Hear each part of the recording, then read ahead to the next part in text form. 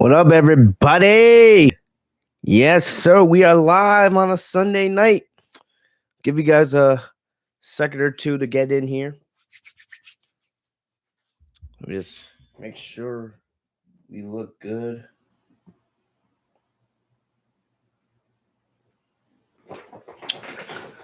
Somebody in the chat, let me know that you guys can hear me.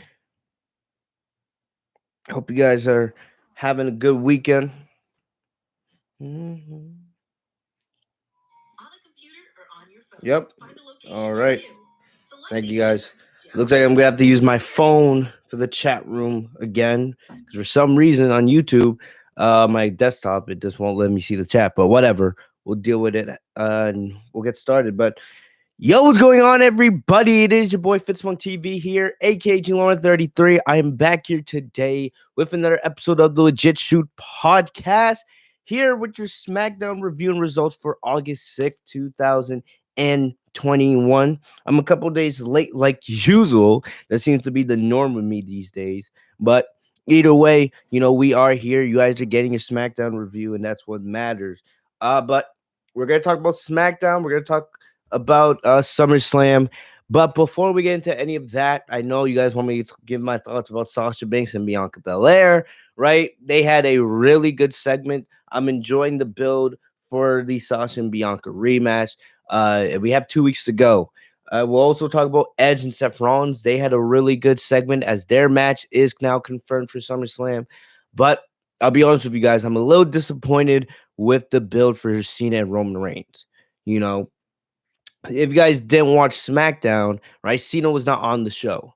He was on the show. Some people thought he may still been at the Suicide Squad premiere, right? Because we know Suicide Squad came out in theaters this week. But Cena was on SmackDown, but he was featured in a dark match, which boggles my mind. I have no idea why they had Cena appear on a dark match and not have him, appear on the main show when he's going to be in the main event of SummerSlam. I have no idea why they did that. Especially when Cena's time in WWE is limited. You only get Cena for X amount of appearances a year now because he has movies. And with the insurance companies, he can't appear and wrestle full time anymore. So that really boggled my mind. And like I said, Cena and Reigns needs to be built up to be probably the biggest match of the year. So not having Cena on the show, I just didn't really understand that. So we'll talk about Cena and Reigns and what's going on. But still we'll talk about that. But I want to take a little bit of time to talk about what happened with NXT this weekend. I won't spend too much time on it, but it is very important to mention that because it's a huge topic of conversation. Let me look in the chat real quick. Shout out to everyone in the chat. You guys are awesome. I finally caught one of your lives. Hey, well, I would have considered myself a king, but I appreciate the support. But I'm reading John Cena's interview because Cena did a lot of interviews this week because of Suicide Squad. Plus, he's hyping up SummerSlam at the same time. So Cena said something very interesting. And before we talk about NXT, let me just read this out to you guys real quick. And this is from John Cena. He said, and I quote, "Returning to WWE, it's a brand new world. A new cast of characters, new direction with the company, new platforms, new environment. There is a challenge there," Cena told Chris Hardwick. "To challenge myself as a 44-year-old to go back, there is an intrinsic challenge there, a set of circumstances. That's a good challenge in many ways. My body could tell me after this extended stay, dude, you're done. Or it could tell me you're so far from done, it's crazy. That's another interesting conversation with myself. If physically I'm slower, I've said openly to everyone that I will keep doing this until I feel I'm offending the customer. I will continually go out there and do what I can do to contribute and add. I don't want to go out there and be like, okay, just let him go out there and do his thing. I'm not into that because I know what it's like to pay for a ticket," he added. "If I were there to get that on this go around, it's a humbling and tough thing that I will have to hurdle. If I get the opposite and it's like you're quicker and you could do some things better and define a new personality, then that's a new conversation because I do not have much time left. And if I want to give it like, let's really commit to this thing and really go in, That's an honest choice where other stuff will have to take a back seat. Cena also confirmed in the interview that he asked for additional dates for the summer of Cena in order to attract bigger audiences of the company now that WWE is back on the road. So far, he's wrestled in 9 matches, all of which were either a tag team or 6-man tag matches after episodes of Raw and SmackDown at live events. So basically, the big thing Cena was talking about here is that he will continue wrestling up until he feels like he no longer has it to deliver a quality performance to the audience, right? So basically, Cena's saying he's not going to be like Goldberg. We all know, you guys hear me complain about it all the time. Goldberg should not be wrestling at his age. The guy does not have anymore. When all you can do is a spear and a jackhammer and a half-ass jackhammer at that, there's no point. There's no point in Goldberg still being wrestling. The fact that Goldberg has had title matches at 2 of the biggest shows of the year, and I don't expect the match with Bobby Lashley to be anything special. I don't expect it to be good at all. It's a crime. It's a crime, and it's sad that WWE is so stuck in their old ways that they can't realize that they need to stop relying on part-times. Like, it makes no sense. It makes zero sense whatsoever, right? Cena still has it. Cena's arguably the greatest WWE superstar of all time. We all know Cena could still go and give you a big match John type of match, right? Because we all know that was Cena's nickname in his prime. Because almost no matter with CM Punk or AJ Styles, or Seth Rollins, Cena always went out there and gave you something to talk about because he's that big a star. Goldberg, he's a star, but he can't go at it anymore. But WWE keeps calling on him, thinking that he's a draw when he's not. That's the problem with WWE today. And Cena also said it in the same interview. He said later on in the interview that one problem that WWE has is they're very reliant on part-time stars, and that's a problem that WWE has to fix. Cena knows that, now he's a part-timer, and he knows that whenever he comes back, no matter what they do, it's going to bring eyes to the product because he's one of the greatest wrestlers of all time. But WWE's reliance on part-time stars has gone overboard, no matter if it's Brock Lesnar or Triple H or Goldberg or Shane McMahon or John Cena, right? And The Undertaker before he retired. WWE's reliance on part-time stars have dug them a huge hole because they're relying on legends of the past and they're not building up this generation to make new stars that one day could have legacies and be compared to stars like Cena and the Lesnars and the Goldberg back when he was in his prime. That's the problem. WWE just, whenever they need a big match, they just call on one of their part-timers and then put them into that hole that should be filled by an up-and-coming talent that has the potential to become a big star in the company. The fact that Cena is saying this, and the fact that Cena recognizes, he works for WWE and he recognizes the problem that the company has. Some people act like the WWE superstars, part-time and full-time, have no idea what's going on. The superstars understand what's going on better than we do. Way better than we do. Yes, they have to go out and do their job. No matter whatever Vince wants, they have to do, and they don't really have much of a say because that's their boss. But they know the problems with the company, and they know how to make the product better. It says that Vince McMahon, Bruce Pritchard, and his band of yes men, right? They'll do whatever they say, and it won't fix the problems because when you have one man at the top that's out of touch and no longer understands what's the right thing to do, everyone else is going to suffer. And that leads me directly into where I wanted to go with NXT. So I wanted to mention the Cena thing pretty quick because, Cena recognizing not only that WWE's reliance on part-time stars, right, hurts them because they're not building up new stars every time that they call a part-timer to come in and have a big match at the Rumble, at WrestleMania, at SummerSlam, at Survivor Series. Cena recognizing that is a huge problem that the company needs to listen to. They need to listen to what Cena's saying in this interview and make changes.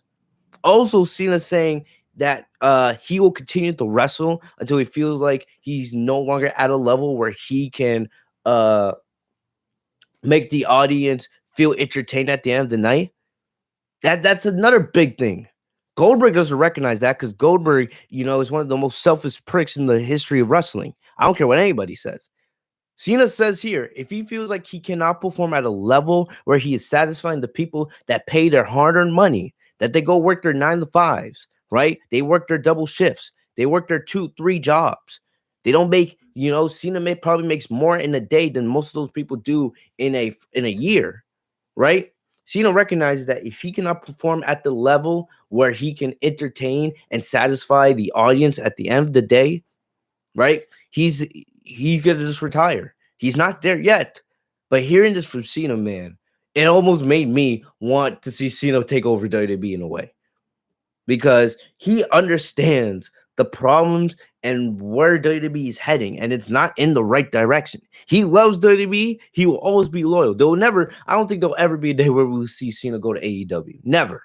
I don't think he would ever leave WWE because of how much blood, sweat, and tears that he's put in the WWE. He would never, ever leave, right?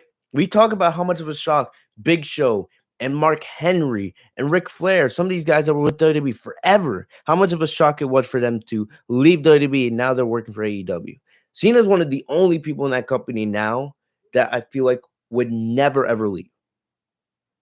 Never. But honestly, who knows? Who knows at this point what's going to happen to the future? But I really just wanted to mention that quickly. A little bit of a side story to start the podcast.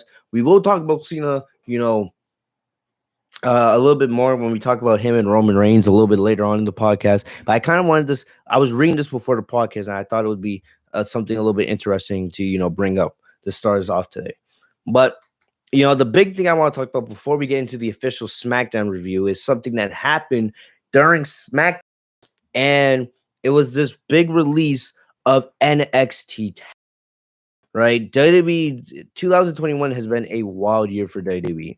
Right, not just with COVID and the Thunderdome, but the amount of talent that WWE has released.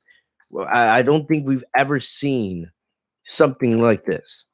It seems like every single week more talent is released. And I've talked about how WWE has an unlimited barrel of talent.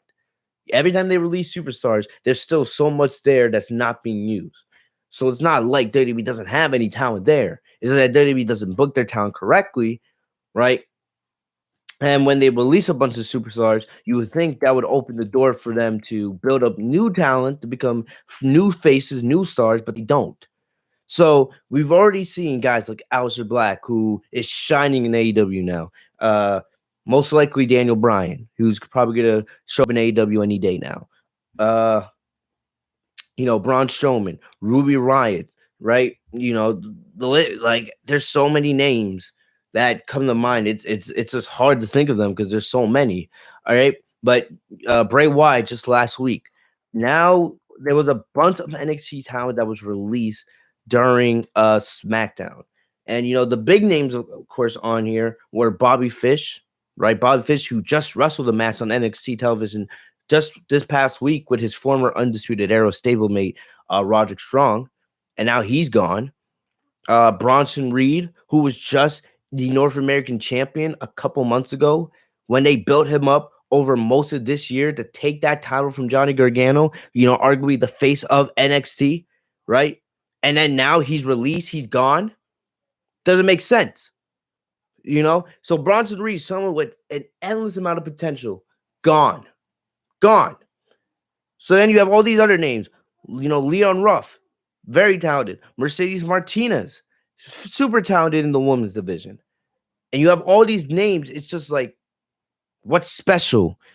Why is all this NXT talent being released and just thrown off the block?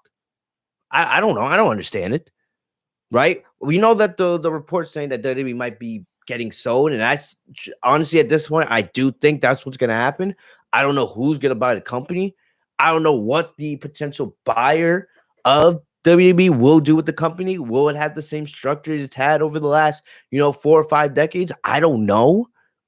But I do think that's where we're heading at this point. There's no way you can be releasing this amount of talent, especially knowing that a lot of this talent is going to end up in AEW, right? You'll have some of them will end up in Impact. A couple of them will, end up in Ring of Honor, but a good amount of this talent is going to AEW. Tony Khan don't care. right? And even though I see a lot of people are flocking to AEW these days, we all know that AEW is getting stronger and stronger by the day because of WWE just giving them free talent. You know, one of the problems I do think AEW could eventually run into is that they're gonna have too much talent. Too much talent. And I know AEW, they have like all these new shows, right? AEW Rampage, and you have Dynamite, you have AEW Dark, and you have all these other shows, but I do think it's gonna come to a point where AEW is just gonna have too much talent, and they're gonna have they're gonna run into trouble booking all those stars because WWE has let go so much high end talent and so much talent that you could say that all these superstars deserve to be to be TNT or World AEW World Champion or whatever other titles are in that company, right? There's so much talent that AEW is getting from WWE that how are you going to book all those superstars as top stars? I don't know. AEW's not at that point yet, but I feel like they're going to run into that. You know, if the reports are true, like Daniel Bryan and CM Punk are going to join AEW in the next couple months, you know, and what if Bray Wyatt and Braun Strowman end up there?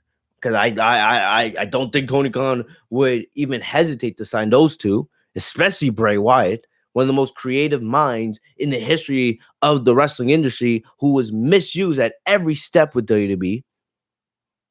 And then, you know, who knows what else? How many of these names? Bronson Reed, I could see him in AEW. Mercedes Martinez, I could easily see her put in the AEW Women's Division and built up to maybe face Britt Baker, right? Like, come on. I could definitely see Leon Ruff being built up to challenge for the TNT Championship at some point. Like, it's just mind-blowing. It's mind-blowing. Do I think that WWE is going to get sold eventually? Yes. Right? The thing that this makes me so disheartened, or makes me so sad about all these releases is that WWE doesn't need to release all these superstars. If you're trying to make the company look more profitable by cutting salary, right?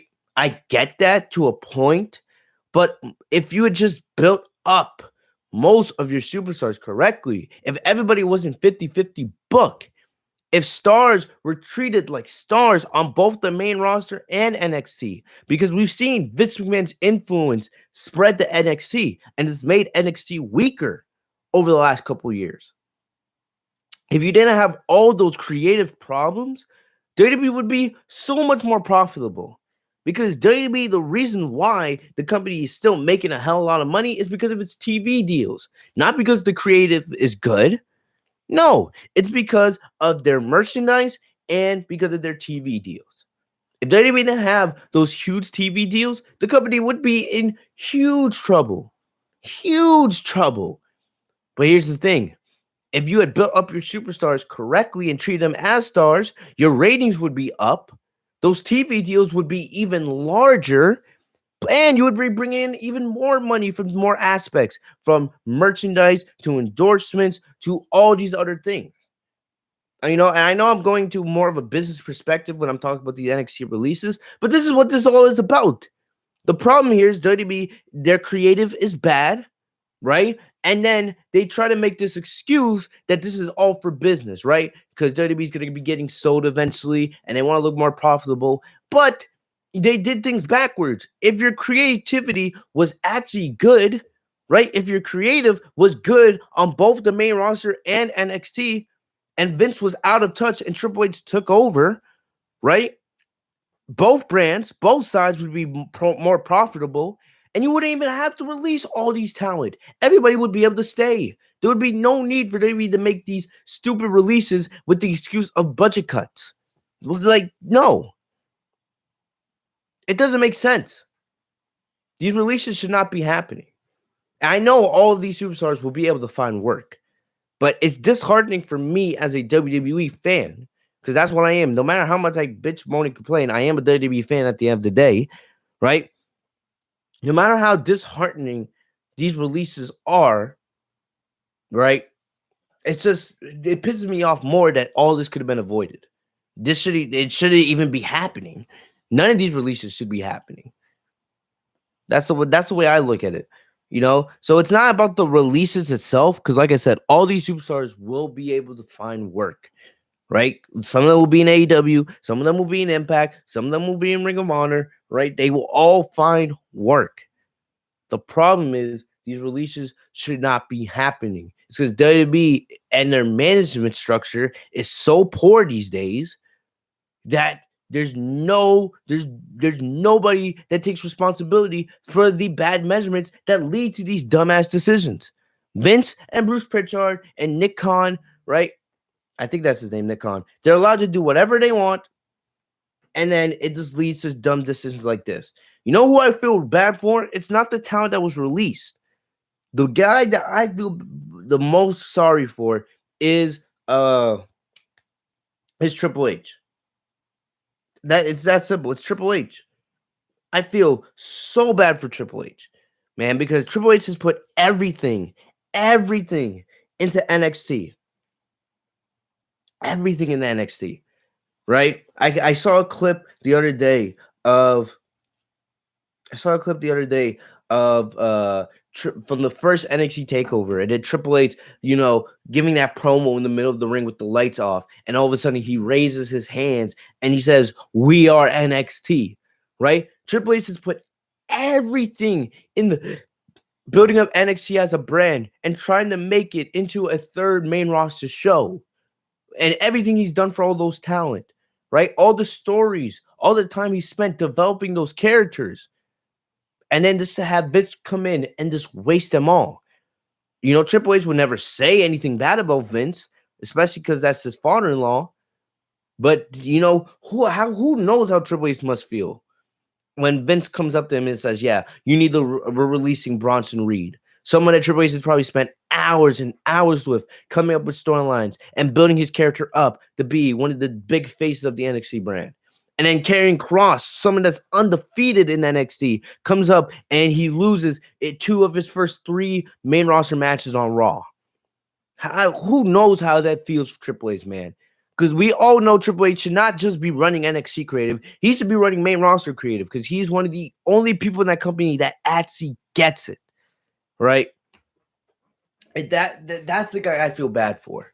It's not necessarily the talent. It's Triple H and the staff that he has down in NXT.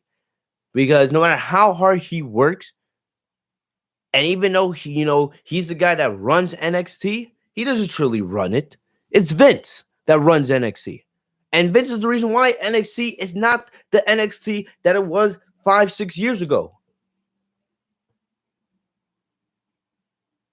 And I got a freaking fly, of course. Like usually when I record, that's when the flies want to come out. But it's just it's sad. It's sad, man. So I just wanted to give my 2 cents on these NXT releases really quick. And I just feel sorry for Triple H, because now it's almost like NXT has a complete reset. It's almost like you have some stars still. NXT's women's division is still pretty strong, right? Karrion Kross is probably gonna get moved up to the main roster. I expect Samoa Joe to probably take the NXT championship from him at Takeover here in a couple weeks. You still have Gargano and Ciampa, right? And you still have some other stars, but who knows? What if Adam Cole, the Adam Cole situation, we don't know if Adam Cole is going to the main roster after SummerSlam. We don't know if Adam Cole is leaving for AEW, right? You hear the reports that he was offered a main roster contract, and then you hear the reports that he has already been offered an AEW deal. Then you hear the reports that he was working without a contract, right? And after he finishes up this feud with Kyle O'Reilly, we don't know what's gonna happen with him. And then like Pete Dunne, his contract's supposed to expire after SummerSlam. Who knows? I honestly just don't know anymore, man. I don't. And I just feel sorry for Triple H, man, because imagine walking to work every day and not knowing who's going to be there or who's going to not. Who's going to be taken from you and ruined on the main roster, or who's going to be taken from you and sent out the free agency. Like, I feel really bad for Triple H, man, and he doesn't deserve that. I want NXT to succeed. I want WWE to succeed, but I'll say it again. I've said it 1,000 times on this podcast over the years. As long as Vince McMahon is in charge, the future for WWE is bleak. I'm talking about from a creative standpoint. As long as Vince is in charge, the creative future for WWE is very, very bleak. Triple H has to take over if there's going to be a future for WWE creatively. I will keep saying it until I can say no more. All right, Triple H has to take over for Vince McMahon on for creative for both the main roster and NXT. It's that simple. And these NXT releases just continue to prove it. And who knows? Who knows who's next to be released, right? Because it seems nobody's safe in that company these days. Nobody. So I just wanted to mention that really quick, right? So we're gonna get into the official review now for SmackDown. Let me look into the chat. See what you guys are saying. I hate having to look on my phone to look at the chat. Wish I could just do it on my computer, but it's whatever. hmm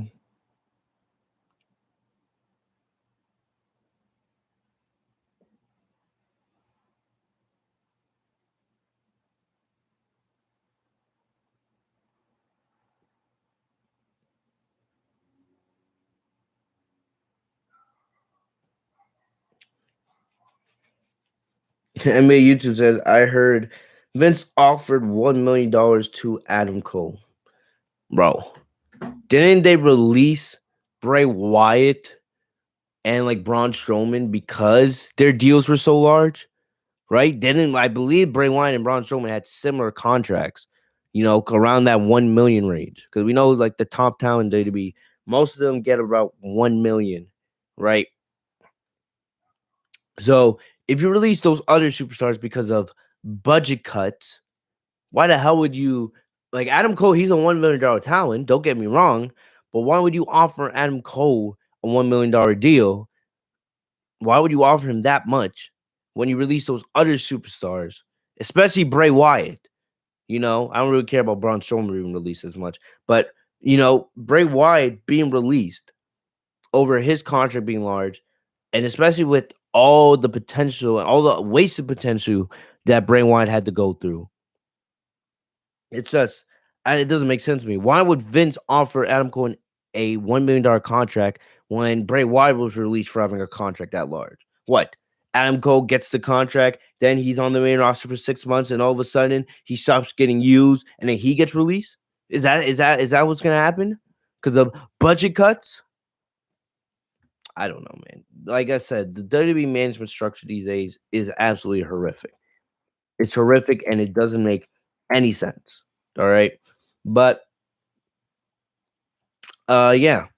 So, like I said, I'll keep you guys updated, of course, what's going on with NXT. Hopefully, no more releases in general, but you never know with this company these days. Nobody is safe. Nobody. But either way, let's get into SmackDown. So I didn't hate this show. I didn't hate this show. Like I think the two strong points were uh the Sasha and Bianca stuff at the opening of the show and the Edge and Seth Rollins segment. I really did enjoy that promo segment with those two. So those two promo segments, I really enjoyed those two. Everything else in the show was just bland to me. But what this show probably would have got a pass for me if Cena was on it. Like I said last week that the next couple weeks we should be getting Cena and Roman in like face to face promo segments. We haven't gotten any of that yet. The only real face to face they had was when Cena returned at Money in the Bank. They had that very short interaction where Cena signed the contract a couple weeks back, but they really haven't had a face to face promo segment, even though they have cut promos on one another. And the fact that Cena was on SmackDown and he was featured in a dark match instead of being on the main show when Cena and Reigns is the main event for SummerSlam, I'm just like, I was like, what are we doing here? Didn't make sense to me. But we'll talk about Cena and Reigns here in a little bit, right? Because even though Cena wasn't on the show, like on the live TV show, right? They did try to push the storyline. So, uh, where is it? So yeah, I'm gonna start off with Sasha's promo. If you guys, I would assume because the SmackDown review from last week's doing really, really well. Thank you guys for that. But you guys saw the SmackDown review from last week. Of course, we spent most of that podcast just talking about Sasha's great promo, or not great promo, Sasha's great return, right? Coming back to save Bianca from Zelina Vega and Carmella, and then later on in the night turning heel on Bianca. That was great stuff. It was the talk of the wrestling world this week. And of course, I told you guys that what we should be expecting this week on SmackDown is a promo from Sasha explaining, why she turned on Bianca, and this would set the stage for the rematch, right? And let me get at you from WWE on Fox's YouTube channel. We'll go back to WWE's YouTube channel a little bit, but this was, I think this was a really good segment. This was honestly, you guys can see it in with the title. I think this was Bianca's best promo so far, or one of her best promos on the main roster so far. You guys know I've been very, very big and very, very critical of Bianca's presentation on the main roster, but I really did enjoy how this whole segment went down. Sasha's explanation of why she came back and attacked Bianca like that, Bianca's response. So let me play the promo for you guys.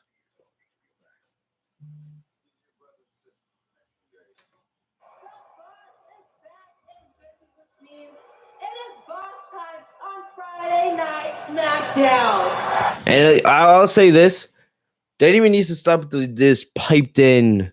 Like, I understand you want Sasha to be presented as a heel, right? But there's gonna be a majority of the audience that's gonna cheer for her, regardless of if she's a babyface or a heel. She's that type of superstar, right? Like we've talked about last week. When you're one of the top stars in the company, doesn't matter if you're a babyface or a heel. People are gonna cheer for you, no matter what you are. There was many clips that came out on social media last week of Sasha's turn on Bianca and the live audience reaction, and Sasha was barely getting booed. So everyone would figure out that it was WWE who piped in those boos for the most part because, they wanted Sasha to be booed.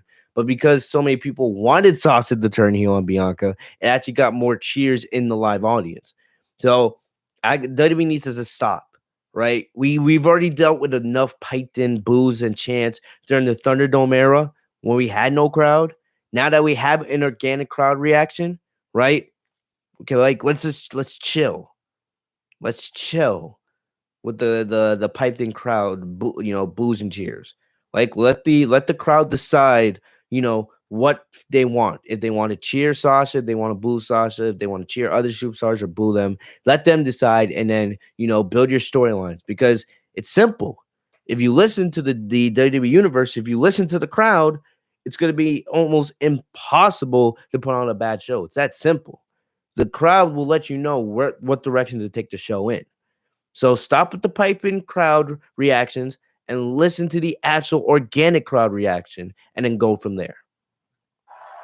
The boss is back in business, which means it is boss time on Friday Night Smackdown. And as Sasha Banks, I came back for my spotlight that I deserve. I am back for my spotlight that I created. And you can clearly hear the piped in boos. You can hear it. That's something you would hear in WWE 2K. Like, come on. Never let anybody steal my spotlight ever again. For the past couple weeks, I've been watching Bianca make a mistake after mistake. So of course, while Carmella and Zelina were coming out taking liberties with Bianca, I decided to make a statement and rescue our SmackDown Women's Champion. Because let's face it, Bianca would be nothing without me. What's great about this promo also is, like, it's fluent. It's fluid. Like, Sasha's not taking any unnecessary pauses. We all know Sasha's way better as a heel than a face. She's great at both, but Sasha's clearly at her best when she's a heel. And nothing Sasha really said in this promo surprised me, but still, like, Sasha going on about how she was back for her spotlight, it makes perfect sense and it's in line with her character. She's the legit boss, the blueprint, the standard, the conversation. You guys know this. You guys know this. You know, like nothing Sansa said here would surprise me. It made sense for a character. It was short, it was sweet, and it was to the point, and it was like, boom, there you have it. Sansa's back because she feels like Bianca's ungrateful, right? Sansa's back because she wants to take back the SmackDown Women's Championship. Yes, she made history with Bianca at WrestleMania, but she feels like the way Bianca has carried herself since WrestleMania, right, that she doesn't deserve the spotlight. Sasha wants to take the spotlight back for herself. It's that simple.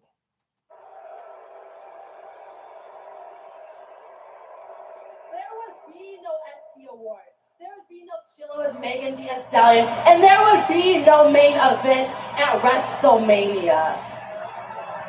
It's so true. Did you see it?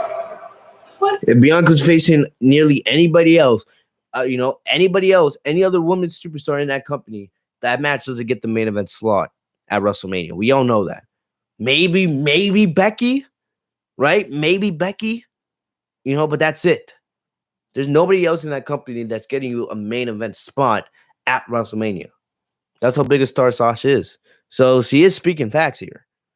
Bianca started crying before our match because she was standing in the ring across the greatest of all time. I love how Sasha is now recognizing, right? Per character, she's now recognizing that she's such a star that no matter who she's in the ring with, she makes magic with them every single time. And I love how Sasha brought up that, at the beginning of that WrestleMania match, I remember it. We all remember at the beginning of that match, Bianca was actually crying. That wasn't part of the script. It wasn't supposed to happen. Bianca, that was the biggest moment of her life. And she was crying because she couldn't believe the spot that she was in and the pressure she had to deliver in that moment. And her and Sasha delivered in a fantastic match, one of the best matches of the year, one of the greatest women's matches we've seen in WWE history, if we're being honest. Probably easily the best female match in the history of WrestleMania. Bianca crying was real and organic at the beginning of that match. So I love how Sasha, brought that up here in that promo.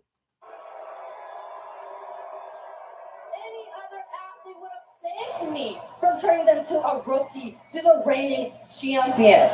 But no, Bianca had to diss me. There was no gratitude. There was no thank you coming out of her mouth. You're not even going to be standing or talking all that when I come get in that ring.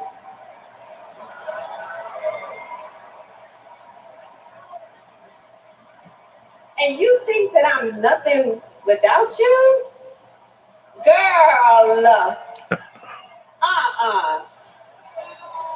because the last time I checked, you were literally begging me to choose you after I won the Royal Rumble so that we could main event WrestleMania and make history together. You and I. Bianca's intensity here is probably the best that I've heard. I didn't hear much of this during the feud with Bayley. This actually sounds like a legit Bianca promo. Reminds me of NXT Bianca, right? And you can't say that Bianca's not telling the truth here. Sasha did say after Bianca won the Royal Rumble for a good month and a half when she was still feuding with when they were feuding with Nia Jackson. What was it? Nia Jackson, I think.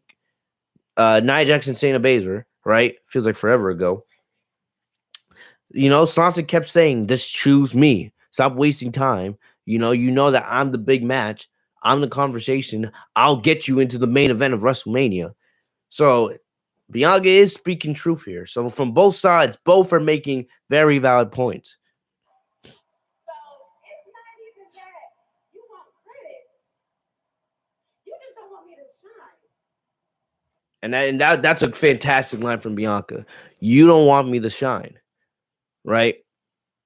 It's like, because Sasha's the heel here. Sasha wants all this. She wants the spotlight on her. And she feels like Bianca stole her spotlight at WrestleMania. And, Bianca should be thanking her for giving her that spotlight at WrestleMania, right? And now Sasha's back to take back the spotlight, take back the SmackDown Women's Championship, take back the throne of being at the top of the SmackDown Women's division. And Bianca's like, oh, like you don't want me, you just want the throne for yourself. So that was a fantastic line from Bianca here. And don't get it twisted, I've been shining and representing.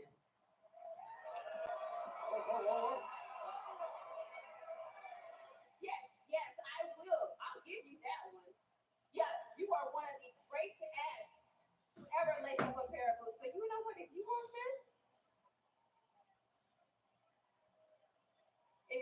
this, it's on. And Pat McAfee on commentary, man. I love it. I love Pat McAfee's organic reaction, man. Makes the show that much more enjoyable.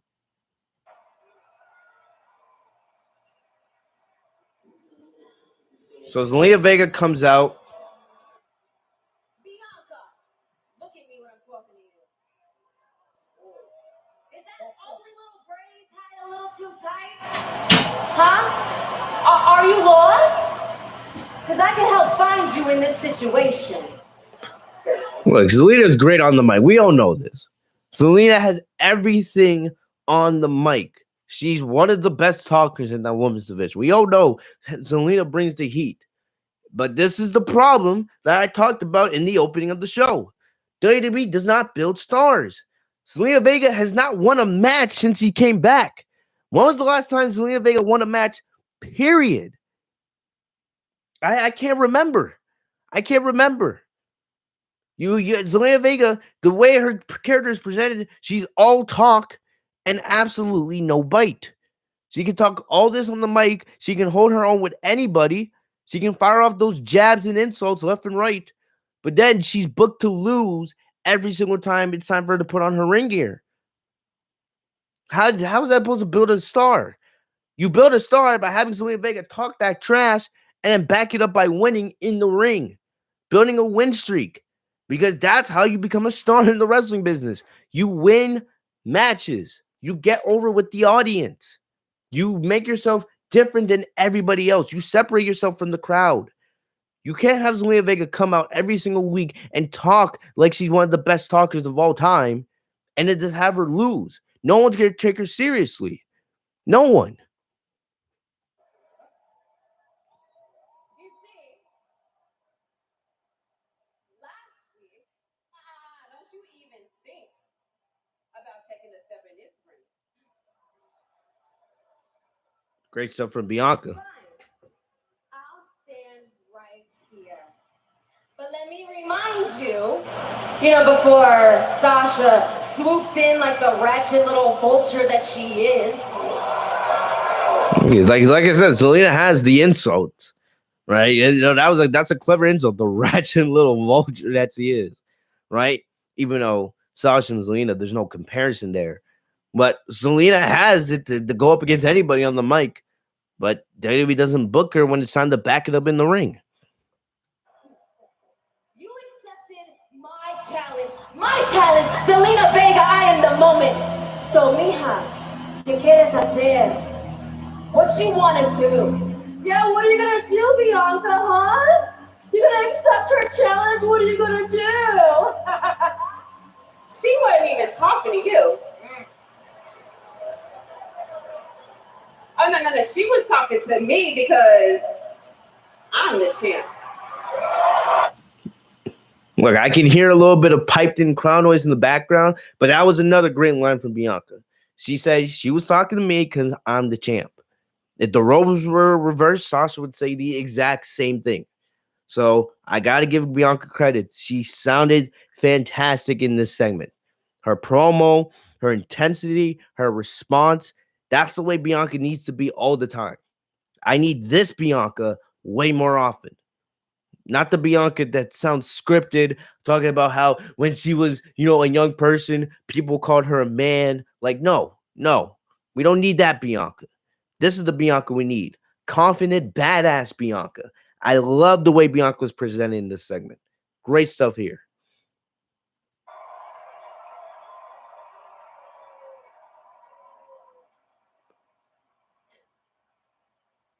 see you at SummerSlam.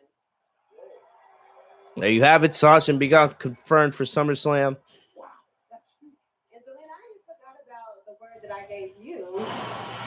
So I'll fight you tonight. Follow us on all social media. And there you have it. Bianca and Zelina was confirmed for later on the night. At first, they made us believe, that this was going to be a SmackDown Women's Championship match. But then Adam Pearce and Sonya Deville told Zelina that, you have to earn title matches around here, right? Just because Bianca offered you a title match and accepted your challenge, the ones who make the matches are ultimately them. So they said that if Zelina could beat Bianca tonight in a normal match, Zelina would get a SmackDown Women's Championship match against the winner of Sasha and Bianca's rematch at SummerSlam. So we got the match later on in the night. The match wasn't anything special. It wasn't. Sasha came out right before the commercial break. They kind of tried to distract Bianca, which worked. And then later on, Zelina was able to take over, and then during the commercial break, Sasha went backstage. There's video of Sasha saying, "Oh, I'm just gonna watch from the back. Good luck, champ." So we get the match right, and we come back from break. Vega had a sleeper hold, and Bianca was able to reverse it. And then there was near the end here, Vega went for a suplex, but then Vega countered it and delivered a really good looking DDT for a near fall.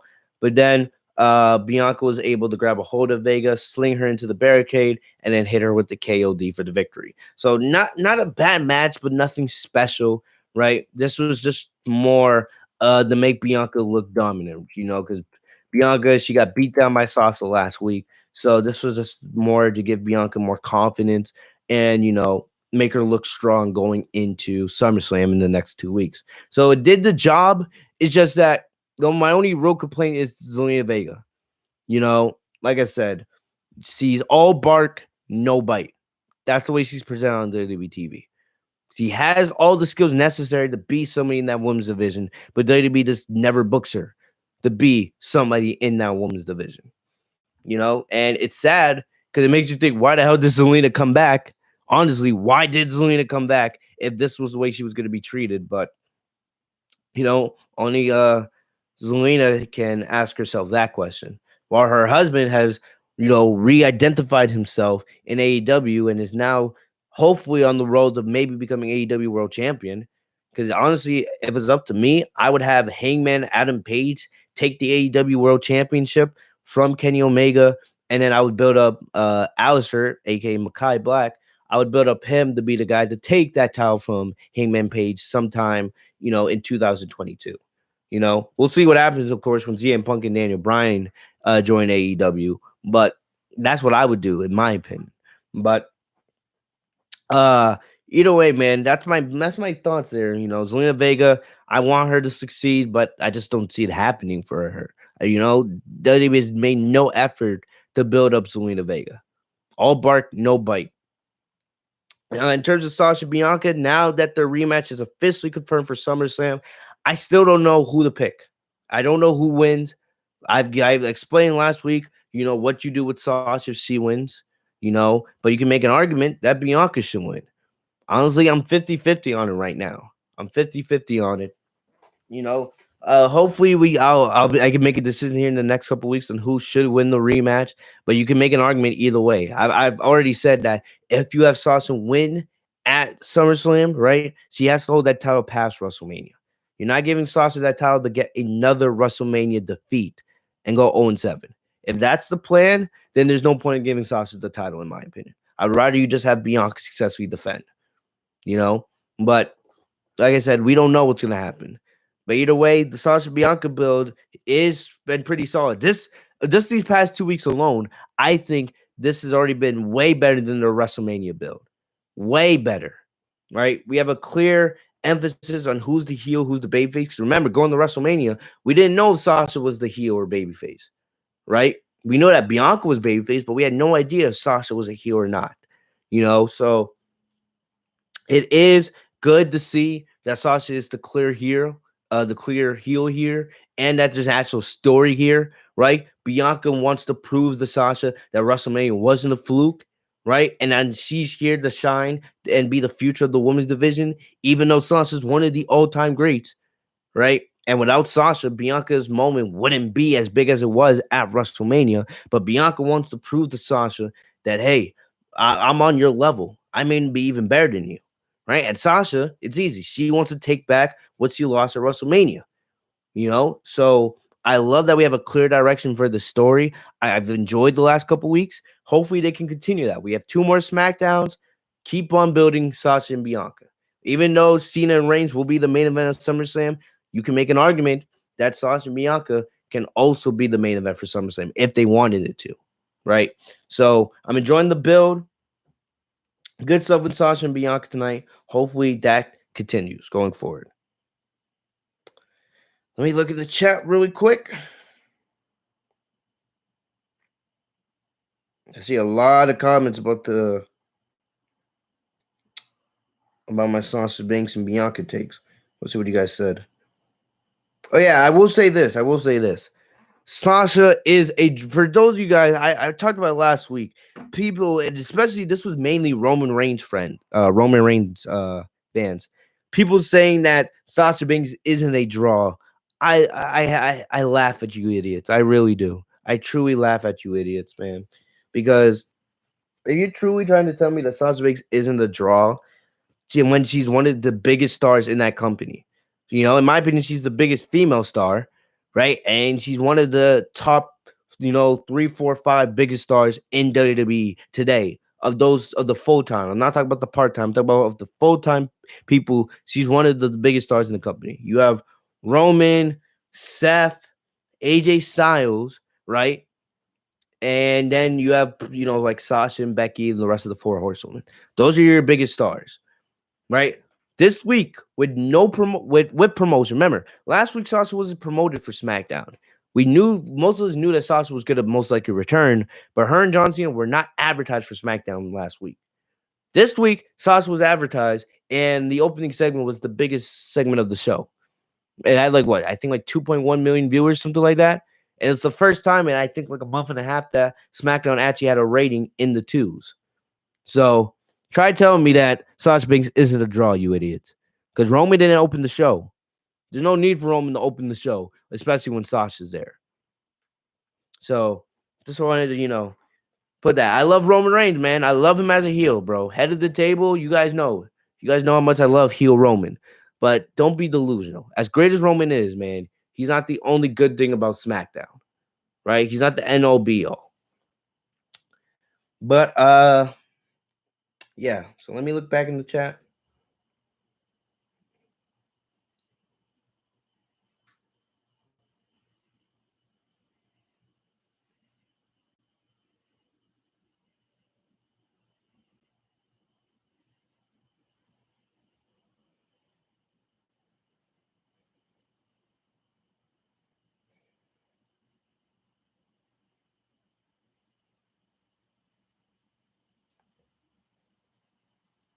So I see people talk about potentially Bianca turning heel. I guess that is a possibility, but I just don't see them doing it, especially when they just turned Sasha. They could easily do a double turn, heel Bianca. We haven't seen heel Bianca on the main roster, and she's been on the main roster now for a little over a year now. So a heel Bianca would be very interesting. Would heel Bianca be better than babyface Bianca? Potentially, if they booked her like the way they did in NXT. I have no problem with Bianca being babyface. Just present her like the way you did tonight or you did on SmackDown. They did a great job with Bianca's presentation on SmackDown. Keep doing that like that, and there will be no need for me to complain about Bianca at all. Present her like the way you did on SmackDown going forward, and there'll be nothing for any of us to complain about. Nothing. All right. But a heel Bianca, man, potentially doing a double turn, that would be interesting. It would be interesting. But I just don't see them doing that, especially this soon, right when you turn Sasha. But we'll see what happens.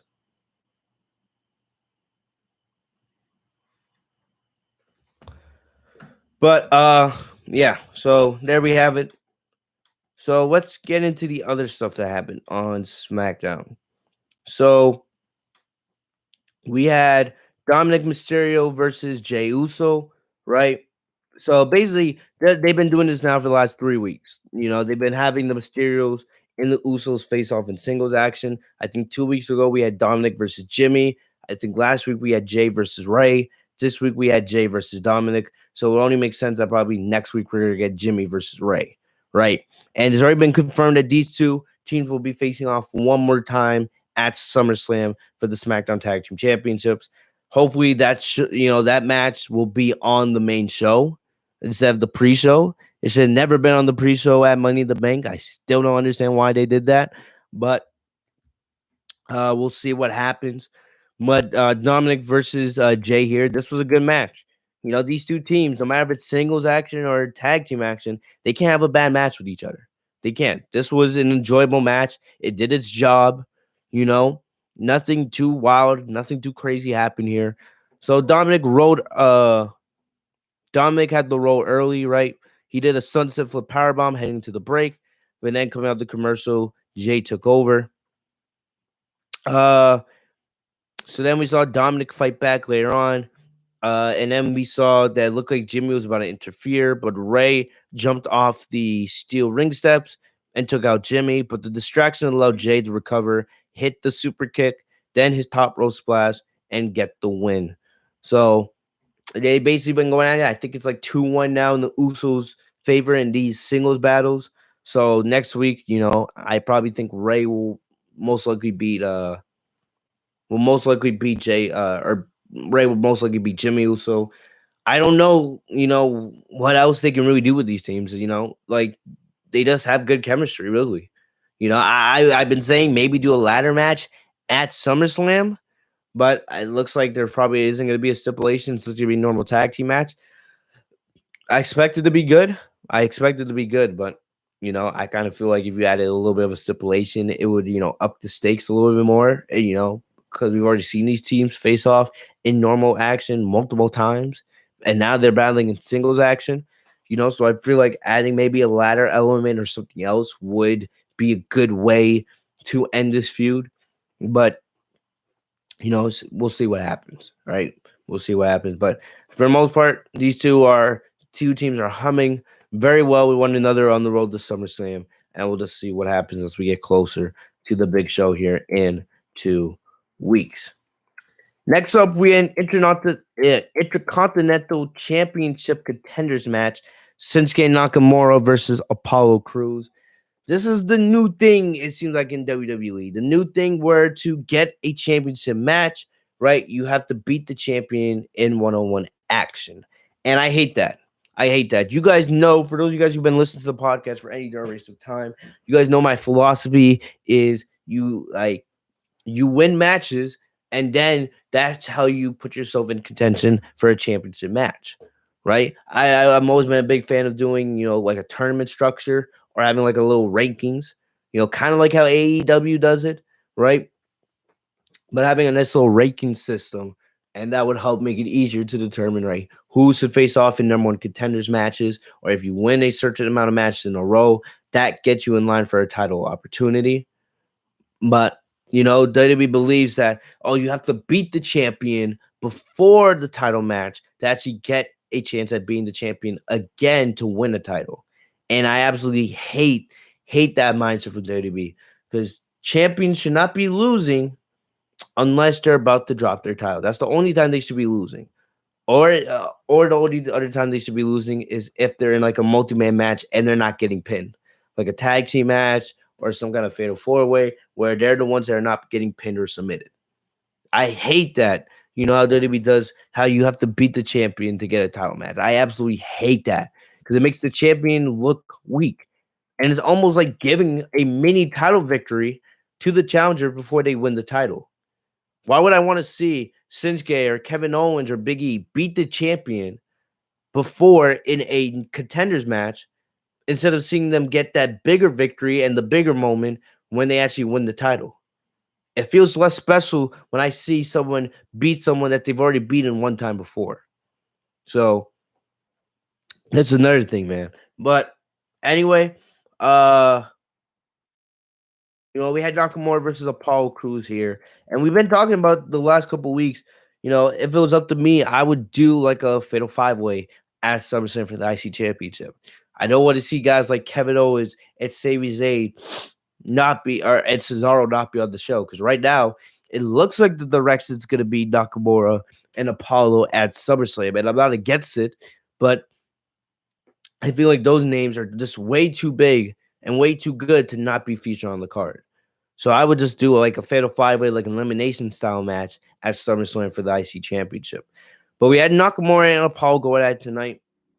This was okay, right? Nothing too special here.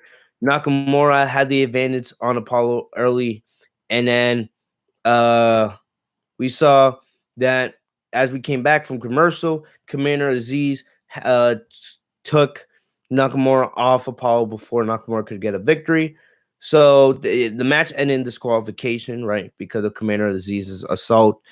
And we saw Nakamura was able to escape, and then he sent Apollo out of the ring into his big man henchman, and that's how the segment ended. You had Brick Booze playing the guitar at ringside, and that's what happened. So, like I said, I like seeing Babyface Nakamura. He's been actually built up decently these last couple of months. So it's good to see Nakamura in title contention, and I would not have any issue with Nakamura taking the IC championship from Apollo. You know, I think Apollo's been a good champion. I just feel like WWE could have been better booking him as champion, like not booking him to lose like every other week, and actually doing a better job of determining contenders for his championship. Because there's no excuse for the mid card division not to be one of, if not the best part of SmackDown outside of Roman Reigns and Sasha Banks. Because you have way too much talent down there to not have a fantastic mid card division. No way. Right? So, right, that's my thoughts on Apollo. Apollo's been a great champion. It's just that the way he's been booked has just, weakened him, in my opinion. But Apollo versus Nakamura seems like that's the road we're going towards SummerSlam, Wolf. We still have 2 weeks. No match has been announced yet for SummerSlam between those two. But that's probably the most likely direction unless something changes here in the next couple of weeks. And hopefully Cesaro, KO, Sami Zayn, guys like that can be on the mix. Because I would hate for those guys to not be featured on the SummerSlam cards.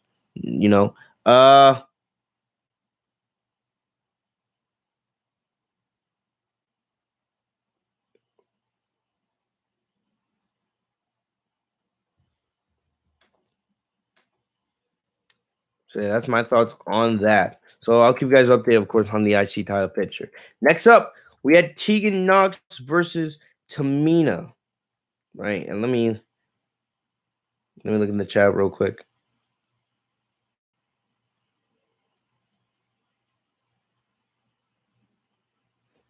And Casey, just like Casey, copy and paste the fantasy booking. I see you and JD in the chat talking about fantasy booking. Just go to the review from last week and then us copy and paste your comment into the chat for him to see.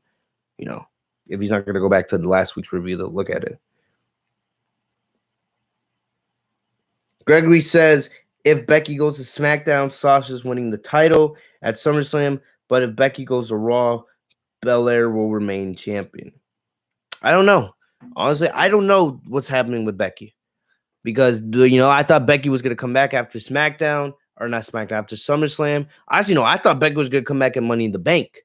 They said, and they were going to have her in the Raw Women's Championship picture going to SummerSlam. But she's not. And there's no plans for her actually to return before SummerSlam or even after SummerSlam. The reports have it that Becky won't actually be back till October. So I don't know. I don't even know what brand Becky should go on. Because you never know. Seth might get moved back to Raw for all we know. You never know. We have no idea with the WWE draft.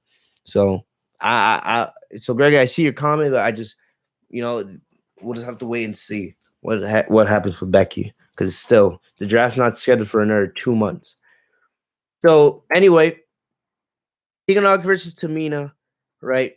So you guys know that basically we know Natalia's injured right now. Let me just look up since we are live.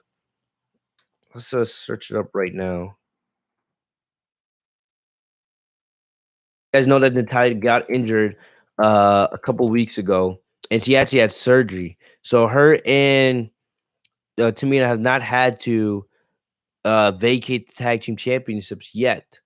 But I have no idea how long Natalia is supposed to be out. Let me see if I can find it. So basically, Natalia said that she'll be out of action for under a month.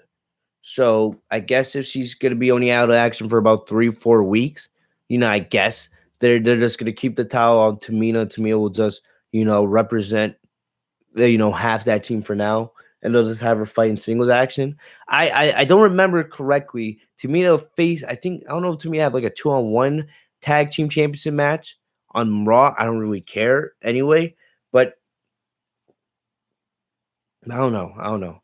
But either way, Tamina did go up against Tegan Knox tonight. Shotzi Blackheart was at ringside, accompanying her teammate. And she had her tank. So I did notice Tegan Knox is actually being called Tegan Knox again. Remember a couple weeks ago when she made her debut, it was Knox and Shotzi. So now they're actually going back to calling her by her normal name, Tegan Knox, which I'm happy. There was no reason for Tegan Knox to have her name changed to begin with. You guys know I love Tegan Knox. So, I'm happy that she's back to Tegan. Hopefully Shotzi gets her last name back. It's just weird calling her Shotzi when, we're so used to calling her Blackheart, Shotzi Blackheart. So, yeah, so this match was pretty short. Nothing happened here. You guys know I'm not a fan of Tamina in the ring. I think Tegan Knox is very, very underrated. So this match had nothing special because the class of styles just didn't line up. Man, that's mainly because Tamina is just not that good in the ring these days. So the Blackheart shot a foam missile from her take, and that hit Tamina, as the match was going on. So Tamina, of course, distracted by the missile, Knox was able to get the win with a roll-up. I remember correctly, Knox and Blackheart were already in line to have a tag team championship opportunity. They beat the Italian Tamina the first night on SmackDown. I don't know if the plans have been changed because they're hopefully waiting for Natalia to come back to have that match. I don't know. But if it was up to me, I would make Knox and Tamina the tag champions. Or not Tamina, Knox and Blackheart the tag team champions. I think so. Natalia and Tamina have done absolutely nothing with those titles. So I would give them the Shotzi and Tegan, see if they can bring some energy into them. Like I said, those tag team championships have not had any real energy into them since Sasha and Bailey had them last summer. It's because the women's tag team division in general is just what is booked so poorly. And almost women's wrestling in general, for the most part, on the main roster is booked poorly. So, I would love to see Knox and Blackheart win those championships and maybe, bring some life back into them. But who knows? Like, it's all going to depend on when Natalia comes back and when they actually do this match. But Knox gets the win. Nothing special here because this match was so short. So, we'll see what happens going into the coming weeks. Like I said, it's all going to really depend on when Natalia comes back.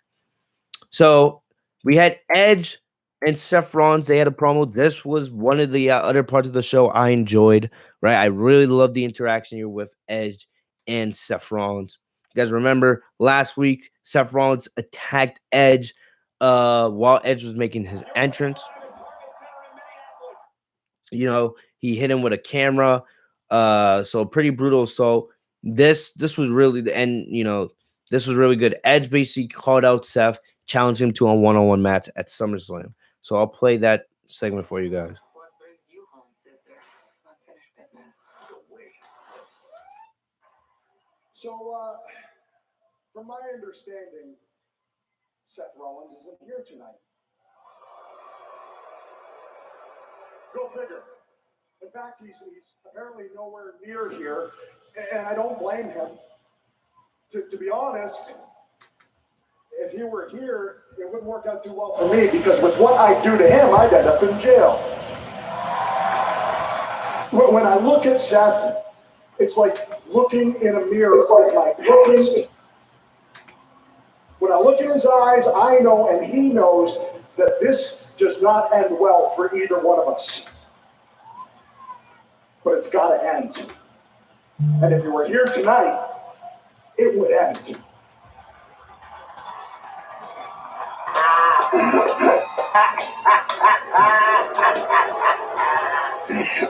Well, if it isn't the ultimate opportunist himself, you really think you're something else, don't you? You think you are so smart. You think you've got everything figured out. Well, except last week when I smashed your face with a camera. You didn't have that one figured out. And truth be told, you should have seen it coming. I mean, the ultimate opportunist himself.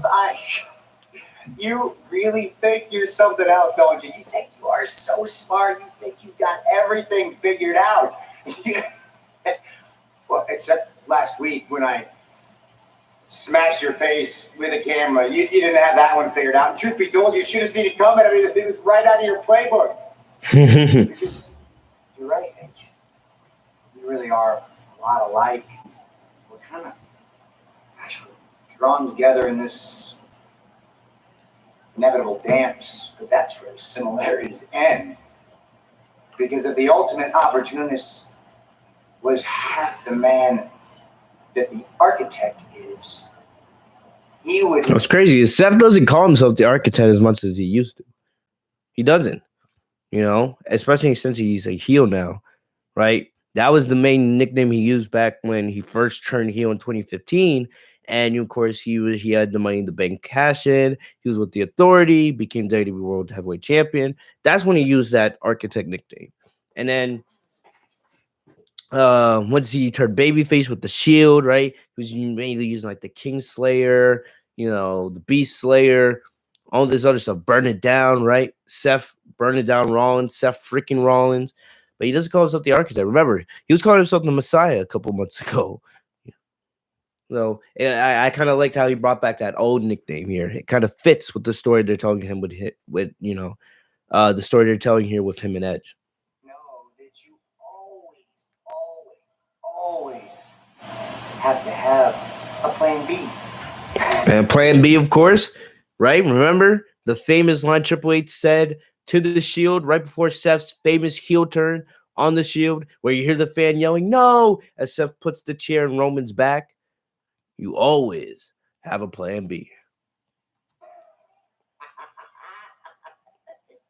I got a plan B. Oh, yeah.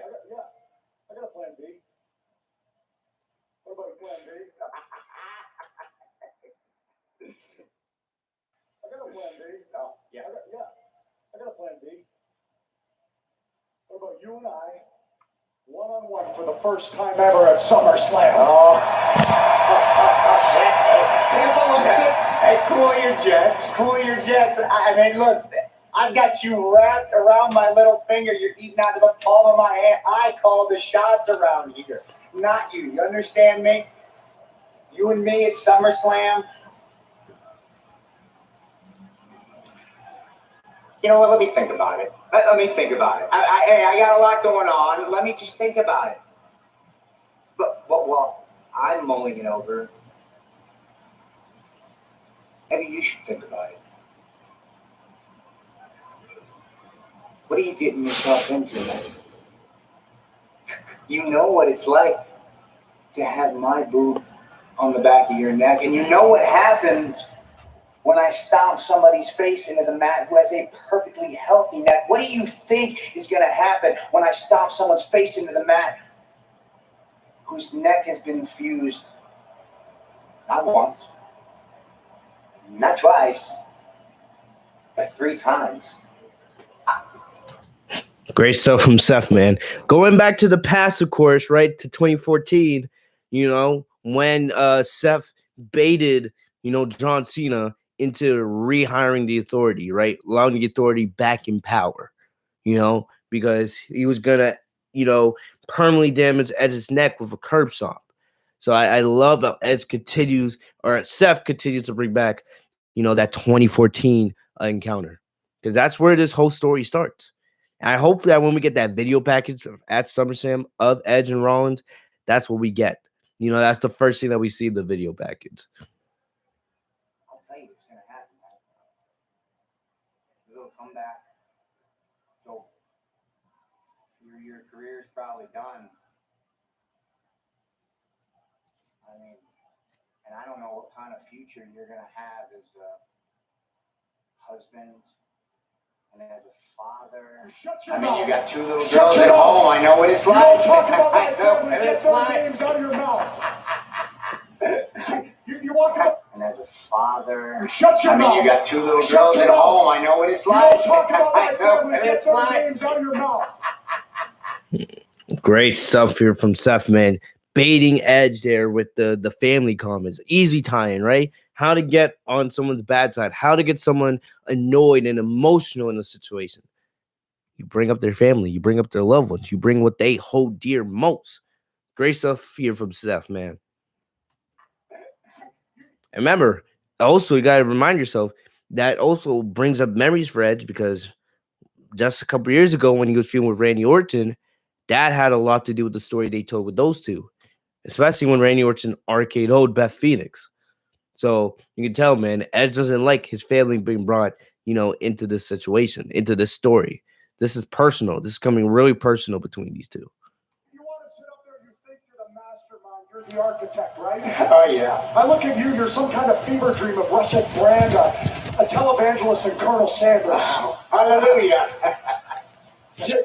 You keep circling back to me. You're infatuated with me, but it never works out for you. You see, I helped eliminate you from the 2020 Royal Rumble. Forget about that. I eliminated you from the 2021 Royal Rumble. And now you can see, man, Edge is bringing up some of the stuff in the past, and you can see Seth's facial expression start to change. No longer having that cocky, arrogant look. Now he's starting to get annoyed, right? Especially how Edge has interfered in his business, interfered with him winning the Royal Rumble the last 2 years, interfered with his conquest of going after the Universal Championship. Great stuff here, man. I love how Seth's expression changed so quick. See, and now Seth's like, no. I'm the one that's telling this story here. You don't get to do that.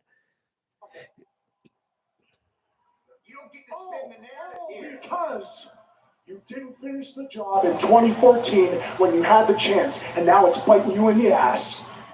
You don't get to spin the narrative here, pal. This isn't about... You're damn right I do, because what really bothers you about me is you're trying to walk in my footsteps, but you can't fill them.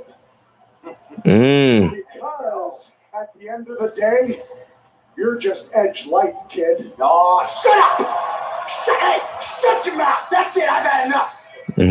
Great stuff here. Edge got Seth to reach a boiling point, right? He said, you're trying to be me, right? Kind of like how people used to always say that Dolph Ziggler was trying to be this version or this era's version of Shawn Michaels, even though the comparisons were never really that valid.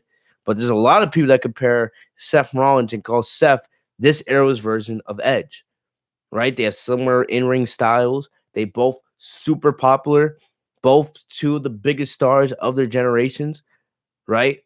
Edge was never the face of his era, but he was always up there. It was usually somebody like John Cena or Triple H that was always above Edge. Seth, even though he's been to the peak of the mountain multiple times, most people would always say that Roman's the bigger star than Seth, especially now with the run that Roman's been on the last year. So you can see those things are getting to Seth, especially with Edge saying, oh, you're Edge light, kid. And then you see Seth reaches a boil point. I love it. I've had enough. I'm not a light version. I'm not a light version of you. I am better than you in every single way, and you know it.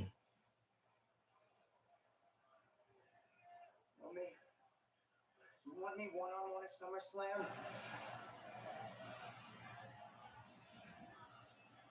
You're on.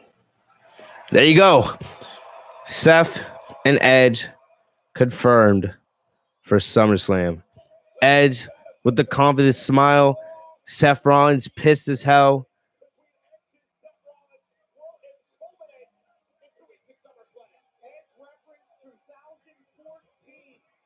There you go.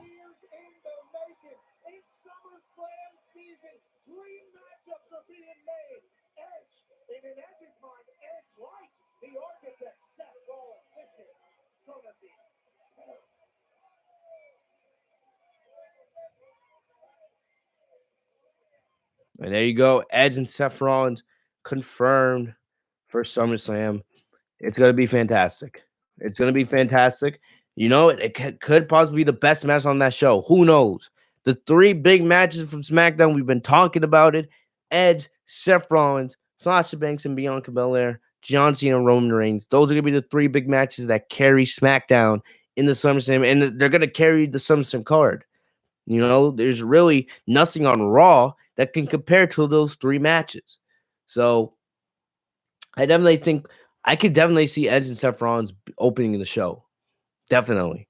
I could definitely see Edge and Seth Rollins opening the show at SummerSlam, right? And then maybe have Sasha and Bianca take place either towards the middle or towards the tail end of the show, because Cena and Reigns is definitely going to main event. So just spacing out those three big matches at SummerSlam for SmackDown, you know, that's going to be interesting to see how they do it. But I can definitely see Edge and Seth Rollins potentially opening the show. Definitely. But either way, great segment here. You know, I love both what Edge and Seth brought to the table here. Great charisma, great storytelling, man. I love the flashbacks. I love the history. I love the personal jabs they took at each other, right? Seth trying to be like Edge, you know, Edge light, as Edge said, and then Edge, you know, getting offended at Seth bringing his family. You know, I love it. Great stuff here. And I'm very intrigued to see what they do between these two the next couple of weeks. So really good stuff here from Edge and Seth Rollins. We had the Street Profits versus the Dirty Dogs. So the Street Profits, man, are back into the SmackDown Tag Team Championship hunt. You guys got to remember something, guys. I said, remember when the Street Profits, you know, when they held the SmackDown Tag Team Championship for most of last year and into the early part of this year, I said that I wanted the Street Profits versus the Usos at WrestleMania. We didn't get it, right? So I also said, all right, depending on when Jimmy comes back, hopefully we get the Usos and the Street Profits at SummerSlam. We're not getting that. We're getting Dominic and Rey. But the Street Profits are now back. They did, remember, they were in action at Rolling Loud a couple of weeks ago, but now they're back on SmackDown for the first time in a while. And they go up against Ziggler and Rude. And remember, Ziggler and Rude were the ones that took the SmackDown Tag Team Championships from them to begin with, right? So this was a decent match for the most part. You know, decent match, right? The crowd was on fire because, you know, the Street Profits have fantastic chemistry with one another. And the match ended. Angelo Dawkins took out Rude, who was trying to interfere in the match, and then Montez Ford hit a beautiful, from the heavens, a beautiful frog splash on Dolph Ziggler. I think I'm going to say it. Montez Ford has the best looking frog splash in the business. You know, if he keeps doing it, he'll have an argument. Montez Ford may have the best frog splash of all time, and I'm being serious. Yes, Eddie Guerrero, you know, RVD, and many others. But Montez Ford, you've never seen anybody that gets as much height. There's nobody that has ever gotten as much height as Montez Ford gets on that frog splash. Plus, he can twist his body. He's up there so high for so long. He can twist and maneuver his body in so many different directions. It's fantastic. It's great what Montez Ford can do in the middle of the ring, man. So, look, man, Montez Ford, I think he's in the conversation of having one of the best frog splashes of all time. You know, beautiful looking frog splash here, and they get the win. So the Street Profits are getting back in the WCOM, building up some momentum. I think that right now, I think the Usos are going to end this feud with the Mysterios at SummerSlam. I think coming out of SummerSlam, going into the fall, we should get the Street Profits and the Usos feuding for the SmackDown Tag Team Championships. We should have got it at WrestleMania. We didn't. We're not getting it at SummerSlam. But coming out of SummerSlam, that should be the feud for the SmackDown Tag Team Championships for a good amount of the fall. Good amount of the fall. The Street Profits and the Usos. We got that one great match between them when the Usos first returned a couple months ago, when, you know, Jimmy finally came back. Now that the Usos are back and they're the SmackDown Tag Team Champions, now it's time for the feud that we should have got earlier this year. Street Profits and the Usos. I think the next pay-per-view after this is Clash of Champions. That should be one of the big tag team matches for uh Clash of Champions, right? On the Raw side, you have Orton. Hopefully Orton, because I don't know what's going on with him. I hope Randy Orton's back because we have 2 weeks to go to SummerSlam. If Orton's not back on Raw this week, then like I don't know if he's gonna be back in time for SummerSlam. But that's what I would do. Arcade Bro versus AJ and Almas for the Raw Tag Team Championships, and then on the SmackDown side of things, I would do the Street Profits versus the Usos. That's what I would do.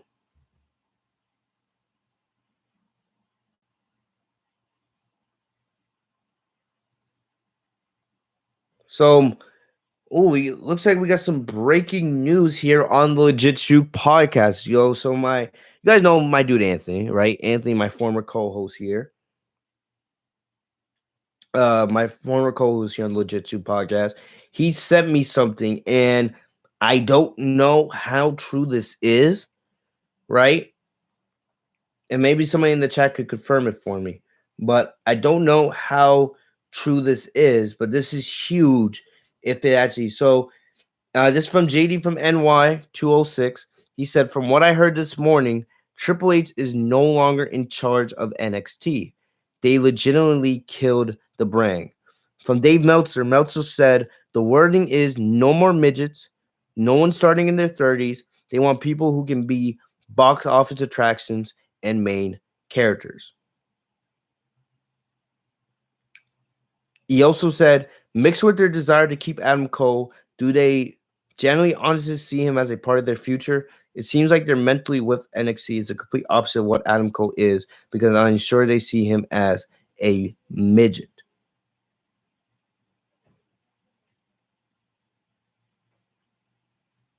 I don't know. So, and if that is true, that could be big. Because you look at NXT, look at the cruiserweight division. The cruiserweight division doesn't even really exist anymore. There's only, I think someone tweeted out a picture of WWE's 205 Live section, the cruiserweight division. There's only about 5 superstars now in the cruiserweight division. So if that is true, right? Look, they've gotten rid of most of their aerial talent. I don't know. So it looks like NXT is going in a complete new direction. No more midgets. No one's starting in their 30s. So they want young talent, right? But they want young talent that could be big, like big box office, right? Big, and we all know how much Vince loves his big man. He has this weird, this weird lustful desire for big men. And it's one of the things I hate, because they always bring big men to the main roster, build them up, and they end up being nothing. So if this is true and Triple H is no longer in charge of NXT, that is huge, because Triple H is one of, if not the main reason for NXT's success over the last decade. And if, now they're going in a complete different direction, it's like I said earlier in the podcast, that sucks for Triple H, man. That would suck so much for everything he's put into that brand. At this point, Triple H should not only be running NXT's creative, but he should also be running the main roster creative, in my opinion.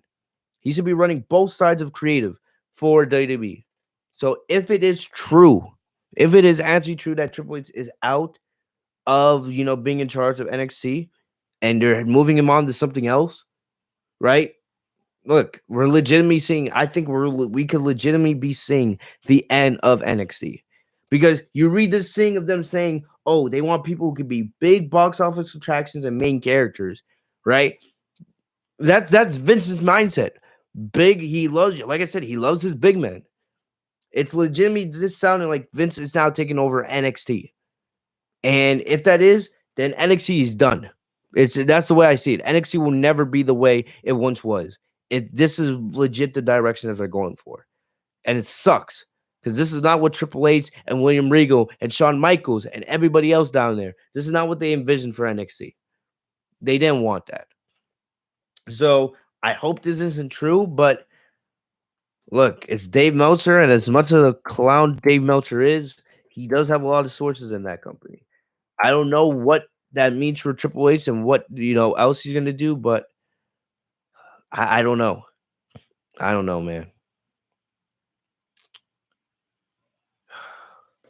Yeah, I'm looking into it a little bit more.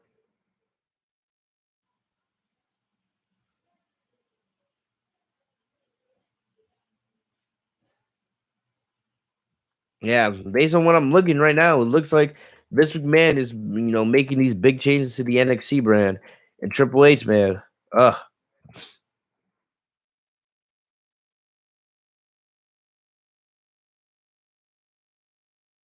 yeah. Like it says here, Triple H and Shawn Michaels had nothing to do with the NXT cuts. It was done by Vince McMahon, Bruce Pritchard, and John Laurinaitis. And the basic gist is that NXT is gonna change.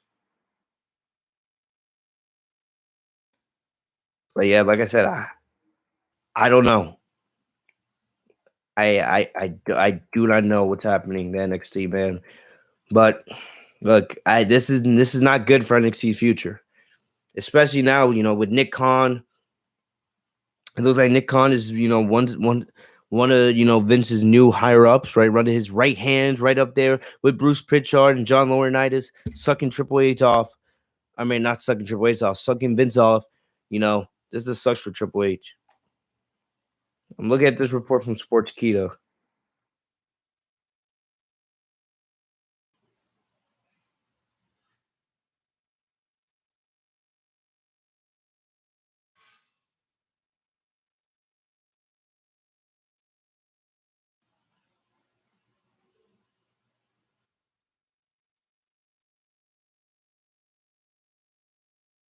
Yeah.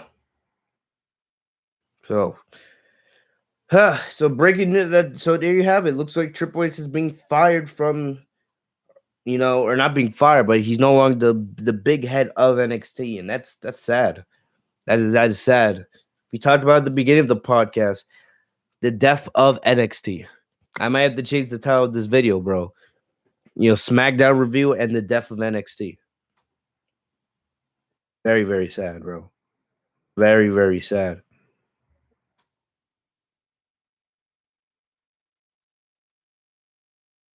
Anyway, but yeah. So like I said, Street Profits versus the Usos. That should be the big feud coming out of SummerSlam for the SmackDown Tag Team Championships, in my opinion. Let me look in the chat. Yeah, you guys said a lot. Holy shit.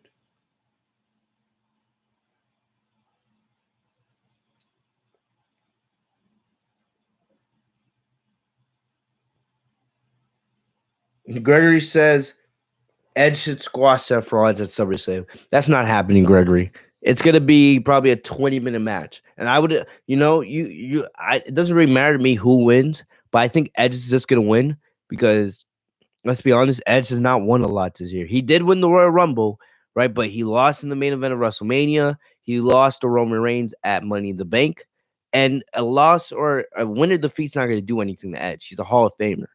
He can lose 30 matches in a row, but he's still going to be Edge at the end of the day. His legacy is made, you know, and it would probably be a huge victory for Seth, right? The Seth has more to gain from beating Edge at SummerSlam than Edge does, you know. It would be a huge legacy builder for Seth Rollins, and Edge is already a Hall of Famer. But if I had to pick, I think Edge is most likely going to win. He's the baby face, right? He's lost his last couple pay-per-view matches. So I definitely think Edge would most likely win at SummerSlam. But Seth definitely has the most to gain from this match.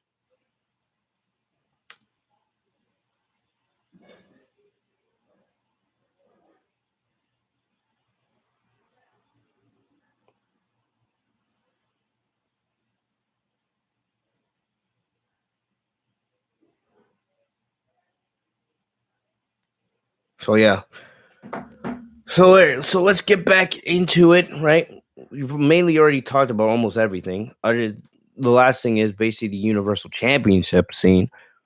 So earlier in the night, right, Paul Heyman was interviewed by Caleb Braxton, and basically, Paul Heyman said that basically if Tom Brady, because especially since they're in Tampa, if Tom Brady decides to sign a $70 million contract with an NFL team, all right, that and they agreed on those terms, and a guy comes in, right? If Paul Heyman comes in and smacks Brady in the back of the head, knock him unconscious, and signs the deal with his name, does that mean that Paul Heyman gets the $70 million since his name is on the contract?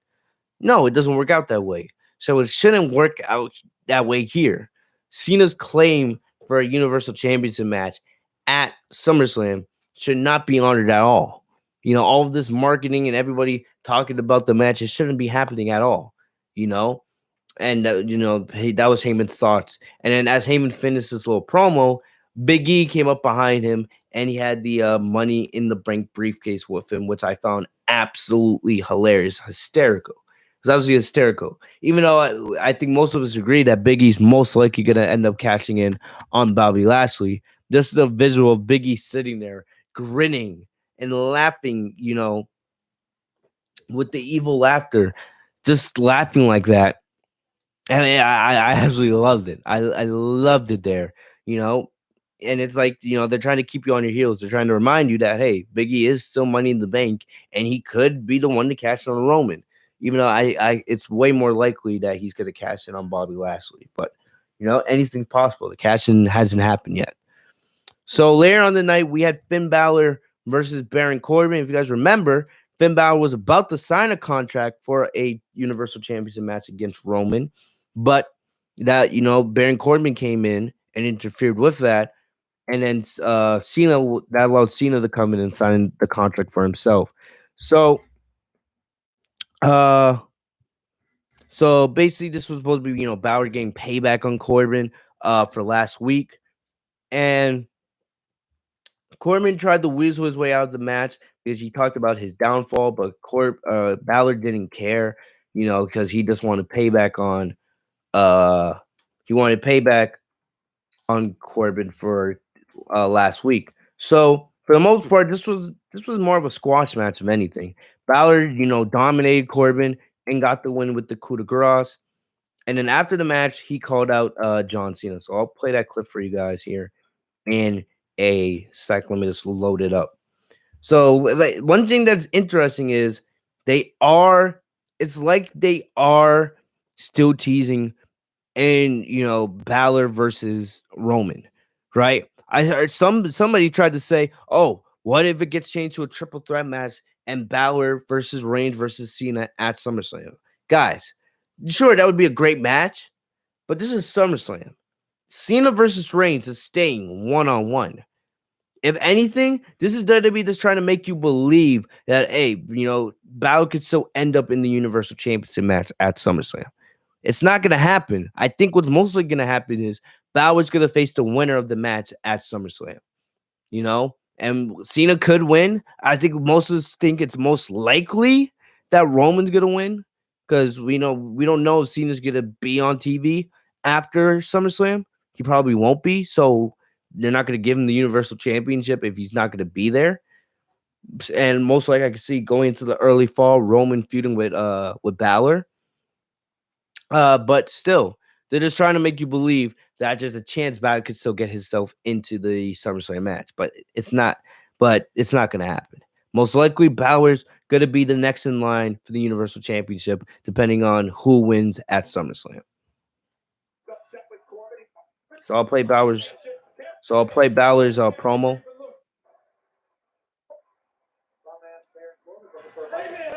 Hold on, look. What happened last week, it wasn't cool. I know, it wasn't cool. I'm desperate, man.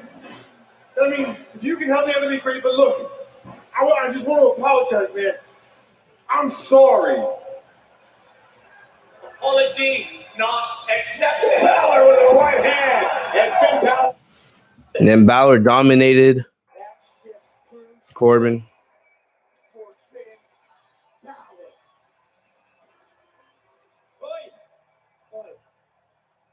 Pat McAfee with the oi. 3 years ago, what happened last week, I would have smiled and accepted it. But that Finn is dead. I love that. I love that. What's one thing we always complain about with Finn Balor? Smiley Finn. It didn't matter what happened. He would always be back on the next week smiling. But now this new Finn Balor, right? The Prince, he's back and he's not taking none of those games. He's not letting people just walk and take away his opportunities. And then just gonna come back and be like, okay, yeah, there'll be another chance for me later on. No. So I loved how Balor came out, and the first thing he said is the old Finn Balor that you guys used to know. That babyface version of Finn Balor, that guy is dead. This is a whole new Finn Balor. He doesn't play games like that anymore. This Finn isn't smiling. I love this. This Finn wants to face Roman Reigns for the Universal Championship.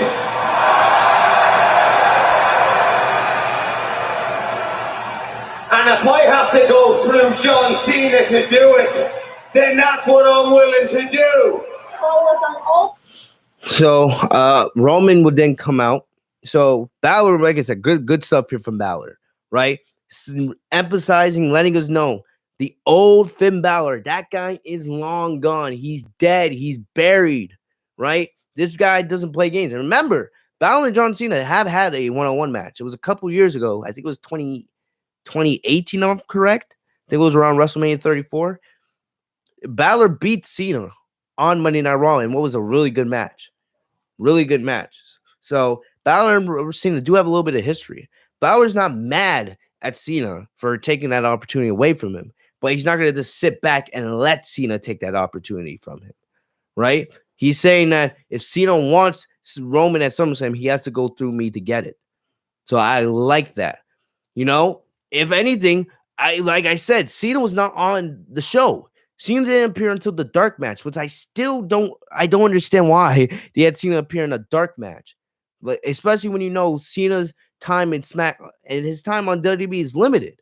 You want Cena in front of the camera as much as possible, as much as you can get of him. Because once he's gone, he's gone. We don't know when Cena's going to return.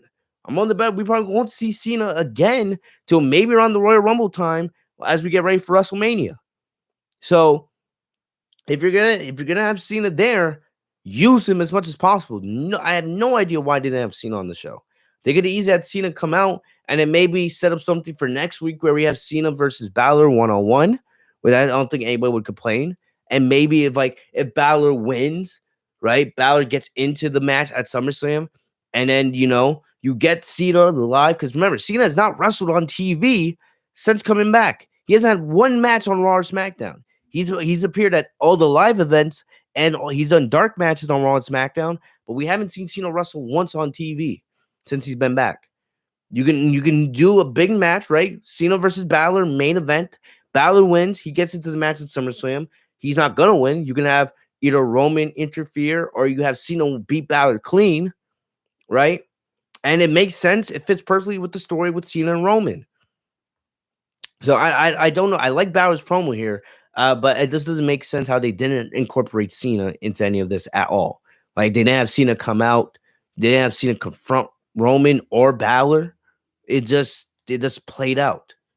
But anyway, Roman did come out. He had a great tracksuit on. So I'll play this for you. My special counsel has already addressed my position on last week. And Finn, I can understand why you're upset. I can even understand why you're out here running your mouth about John Cena. But you need to remember that I tried to help you. I tried to give you an opportunity.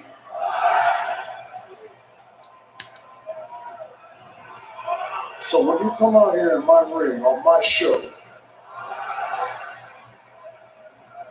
keep the head of the table's name out your mouth. I love it. I love how the way Roman said it. Keep the head of the table's name out your mouth. Oh, whoo. Great stuff here from Roman, bro. Roman basically saying, hey, I tried to help you. I tried to give you a Universal Championship opportunity. I accepted your challenge. I agree with you. It's supposed to be you getting the match, not Cena, not Mr. Missionary, right? It's supposed to be me and you at SummerSlam. But things end up the way they are. But don't come out here, saying my name now, right? If you have problems with Cena, that's your business. But don't become talking to me, right? Because the second you mention me, I'm not gonna just sit there and let you disrespect me. Because you disrespect me, you disrespect my entire family. You disrespect the bloodline. And as the head of the bloodline, right? I can't allow that to happen. So I love what Roman said here.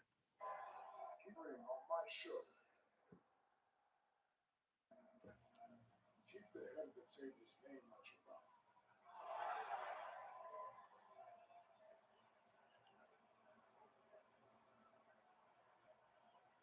And then Roman throws the mic at Balor. It just bounces off his chest, right? Roman leaves the ring. And then he pushes. And then Balor pushes Roman out of the ring. Roman, man, he landed on both 2 feet. He didn't fall out of the ring and then fall down. He landed perfectly on his 2 feet. So I see you, Roman, with that little athletic ability. I see you. That was pretty cool.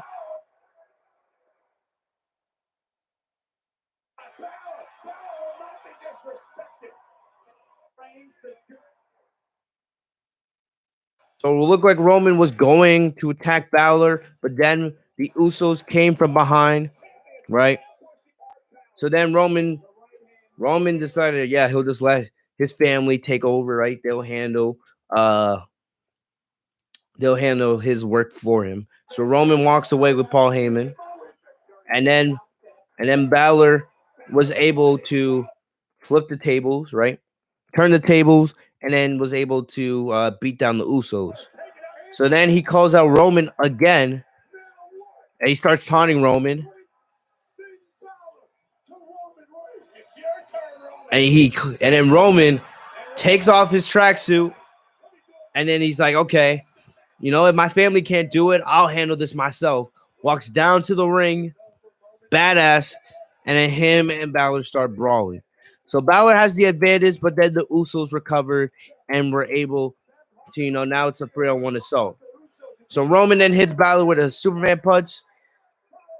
Jay hits a splash. Roman puts Balor in the guillotine. And then Roman stands tall with the Universal Championship to end the show. Like I said, Cena could have. They could have easily had Cena come out. Remember, moments after the show went off the air, Cena comes out and then they do a 6-man tag as the dark match. They could have still done the dark match and had Cena appeared. As Roman is assaulting Balor, you could have Cena come out and brawl with the Usos. And then you could either have Roman standing tall, or then you could have Roman and the family retreat with Cena and Balor as the babyface standing tall to end the show, maybe potentially leading to a match next week, right? There's ways they could incorporate Cena into this and keep the storyline going. I don't know why. I just don't understand why Cena was not on the show. That's the only part of this that bothers me, right? Roman did his job. Balor did his job. This doesn't make sense to me why Cena was not involved in this at all. All right. But yes. Either way, man, it was a good segment, right? It just annoyed me because I want Cena and Roman to be as special as possible. Win or lose, no matter if Cena loses or no matter if Cena gets number 17. I want this to be special. This should be the biggest match of the year for WWE. Right? Especially with COVID cases on the rise, there's a chance, guys, and we got to be honest with ourselves here. There's a chance that, some venues might start canceling. We may get, we may have to take a couple steps back because of the rising cases. So they may have to go back into the Thunderdome for a short amount of time while they wait for cases to fall. Hopefully that doesn't happen. I would hate for that to happen. Right? Because I think we all agree, and especially with what we went through over the last year and a half, we need the audience. Nobody wants to go back to the Thunderdome ever again. It did its job, it served its purpose, but nobody wants to go back to the Thunderdome. So while you do have fans for now, especially hopefully when we have those 70,000 people in Las Vegas in 2 weeks at SummerSlam, right? You want SummerSlam to be as special as possible. You want Cena and Reigns to be as special as possible. And not having Cena on the show hurts the build for SummerSlam. Because even though it doesn't take away from how big the match is going to be, it keeps the match from being that much bigger. It needs to be special, right? It needs to be special. So they have 2 weeks. Cena better be there the next 2 weeks on the show. I still need that Cena versus Roman face-off promo segment. And maybe they're saving it for the night before SummerSlam. Maybe it happens next week. But in my opinion, I would like to see Cena in the ring once before SummerSlam, like on TV. Maybe you do Cena versus Balor next week. Or I did throw out the idea, maybe you do Cena and Reigns, or not Cena Reigns, Cena and Edge teaming up against Reigns and Rollins. I feel like that would be really cool. I would love to see Cena in the ring next week on SmackDown. And then the week after that, we get Cena and Reigns on the mic in the ring face to face the night before SummerSlam. That's what I would do personally these next 2 weeks with Cena and Reigns. But let me know what you guys think. The segment here with Reigns and Balor wasn't bad. The only thing that was missing was Cena, in my opinion. That was the only real thing that was missing was Cena. But either way, not a bad SmackDown. This was not a bad show. I think the thing that soured this show was, of course, the NXT releases. That's what soured the show. And, it just gave a lot of people a bad taste in their mouths, and it's sad. And we talked about it. We spent a good amount of the podcast tonight talking about NXT and what's going on over there. And it sucks. It sucks. But for the most part, the SmackDown side of things for SummerSlam is looking pretty solid. We'll see what happens with the IC Championship, but SmackDown side of things for SummerSlam is looking solid. Raw has not been good, right? And we know that Lashley and Goldberg is now confirmed for SummerSlam. Sadly, and I don't know if a Big E cash-in is going to be able to say that at SummerSlam, but we'll see what happens. Honestly, I don't know. If you don't have Edge and Seth Rollins open the show at SummerSlam, maybe you should just do Lashley and Goldberg to open the show and get out of the way. I don't want to see Lashley and Goldberg later in the show, to be honest. I don't. But I don't know. But the SmackDown side of things is clearly carrying SmackDown. No surprises there. But, yeah. But anyway, let me look in the chat really quick.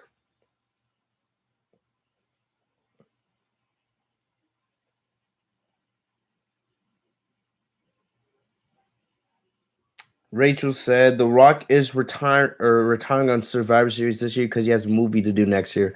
So that would make 2 wrestlers retiring at Survivor Series, The Rock and The Undertaker.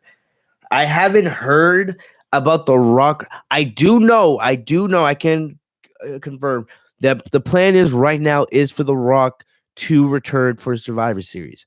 They haven't said anything about him having a match. We know that WWE really wants to do The Rock versus Roman Reigns. They want to do that for the main event of WrestleMania. And if they can do it, of course, that's one of the biggest matches they can do. That's arguably maybe even a bigger match than Cena and Reigns. It's either on the same level or it could be even bigger, right? But we know that with the Roman or with Rock, he's doing movie after movie after movie. He almost never has any breaks in his schedule. Yeah, it's hard for him to be able to wrestle because of those huge insurance deals. So, I haven't heard anything about The Rock retiring at Survivor Series, but I do know the plan right now is for The Rock to be part of this year's Survivor Series build. We'll see what happens, but look, if The Rock is retiring at Survivor Series, it's going to be a sad moment. I would love for them to see, maybe they do like the Roman versus Rock and have it be a retirement match for The Rock. I feel like that would be the best way to book The Rock's retirement. The Rock just take like 2 or 3 months off from doing movies, do a retirement bill with Roman, go into WrestleMania, and then have Roman win and have that be The Rock's retirement match. I feel like that would be the best way to do it. But we'll see. We'll see. But I haven't heard any other big reports about The Rock as of right now. But let me look. Is there anything else in the chat? Mm. Good point, NBA YouTube. NBA YouTube says uh this year would mark the 25th anniversary of The Rock. So it makes perfect sense. Perfect sense. You know, yeah, it makes absolutely perfect sense for The Rock to return. Just like they just did for The Undertaker, what was it? A couple years ago? 5 years ago, I believe. When they did and The Undertaker had his 25th anniversary at Survivor Series. Makes perfect sense for The Rock. So yeah, let me see. Is there anything else that we're missing?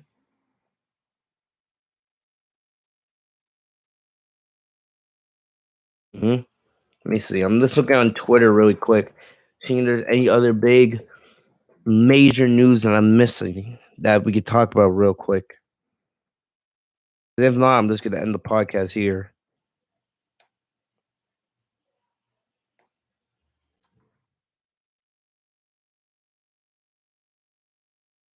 Let me go to IW Nerd.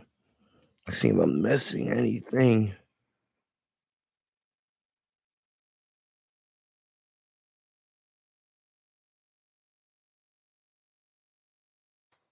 Mainly just seeing stuff on NXT for right now.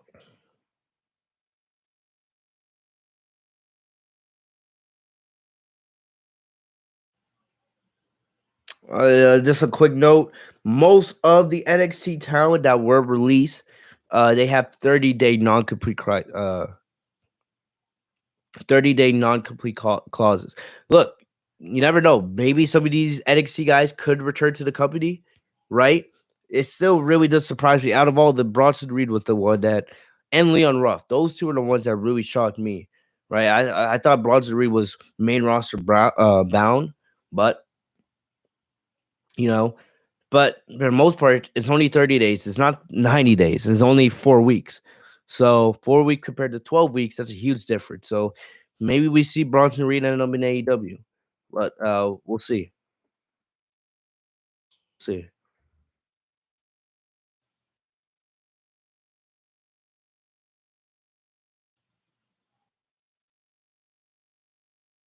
Yeah, and then Adam Cole, Fightful learned that a couple hours before SmackDown, Cole was taken directly to Vince McMahon's office. It's something that was said to have to something that was said to have appeared a high priority to McMahon himself. Those high up in WWE said that they heard the meeting went well, and McMahon seemed to have taken a liking to Adam Cole on a personal level. People backstage at SmackDown said that Cole was not around during the show.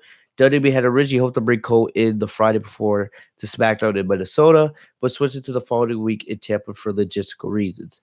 Fightful has been informed that there have been pitches for Cole on both Raw and SmackDown over the last week if he were to re-sign with WWE. Sources telling us that it was communicated to Cole that he is wanted on the main roster. So basically the same stuff we've been hearing about Cole.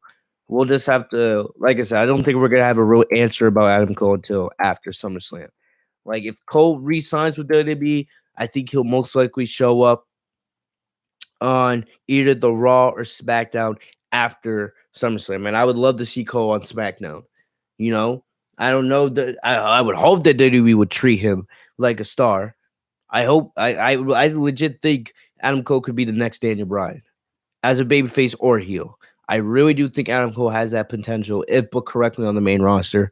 I would love. There's so many great feuds you could do with Adam Cole on SmackDown. Adam Cole versus Rollins, Adam Cole versus Roman Reigns, Adam Cole versus Kevin Owens, Adam Cole versus Apollo Crews, Big E, right? Cesaro, Nakamura. There's so many good matches and feuds you could do with Adam Cole.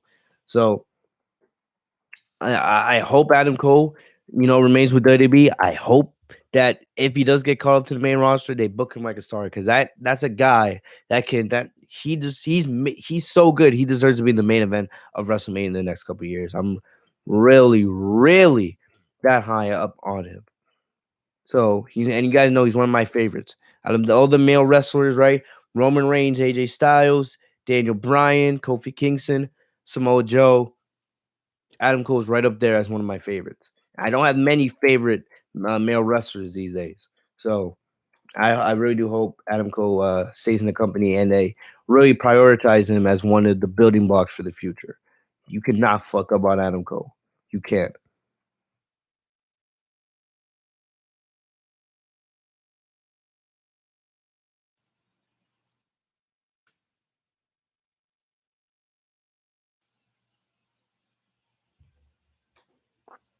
But yeah.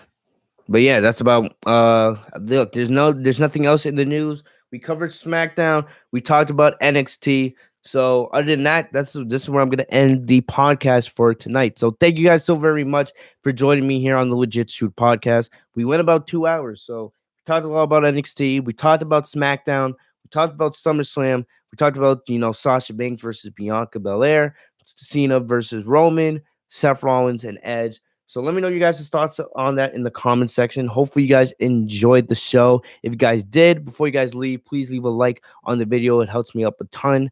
Subscribe if you guys are new to the channel by hitting the bell next to my name, Fitzmonk TV, so you guys are notified every time I post a new video. I'm going to get out of here. Hopefully, I'm planning right now to be back here tomorrow night for the Monday Night Raw review, depending when you guys are seeing this, but it's going to be a very busy week for me, but hopefully we'll have the Monday Night Raw review after Raw tomorrow night, man. And hopefully Raw can give us a decent show, because Monday Night Raw's SummerSlam build has been absolutely awful. SmackDown has been decent, but Raw's has been absolutely awful. And there's honestly, outside of the Raw Tag Team Championships, as long as Randy Orton does return, there's nothing I'm looking forward to on Raw in terms of a SummerSlam build. But let me know what you guys think in the comment section. Other than that, guys, follow me down on social media. If you guys want to talk about wrestling or anything else with me, the links are in the description down below. Thank you guys for the love and support. I'll see you guys later. Stay safe and healthy, y'all. Peace.